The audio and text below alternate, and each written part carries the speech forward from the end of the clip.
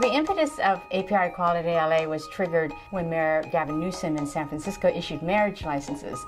What happened was there was a huge protest in Southern California, in Alhambra, of thousands, mostly, I would say, Chinese Christians. And then so some of us who have been working in the API civil rights organizations realized it was like a wake-up call for us. From the very beginning, we decided that we were not going to be hiding in the safety of West Hollywood or other safe enclaves for LGBT people, but what we wanted to do was to take our message into the heart of Southern California's Asian American community, marching in the streets of Chinatown, holding press conferences in Little Tokyo, doing outreach at ethnic festivals in the South Bay or Little India. From the beginning, we knew that marriage equality and having marriage rights was just one of the issues that is important for our community.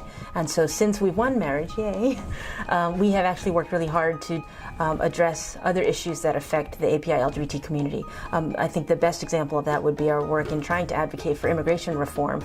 And so we've done a lot of work both to educate the media as well as to project positive messages and stories about both our work as well as our community in general. Born and raised in San Francisco, third generation.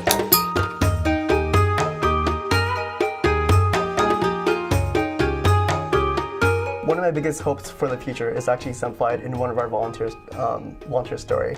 So her name is Shelly, and she started off with us as she came to our coming out workshop when she was a senior in college. In this past year, she brought her mom to our monthly general meeting.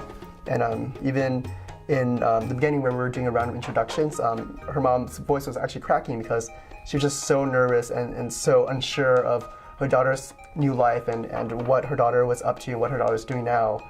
And at the end of the meeting, some of our Chinese-speaking volunteers came up to her to just kind of ask her how her experience was. And her mom actually said she just wanted to come here to make sure that we were good people. And from that meeting, she said that she knew that we were. And I think that's one of the things that we really want to have for our community, in that young people can really come out in a way that is safe to them, and that in the end things will turn out really well for them. And so Shelly now is an amazing leader within the organization. She's creating change every single day. And I think that's what I hope for all API LGBT people in the future. The issues over generations and over decades, the issues will always change.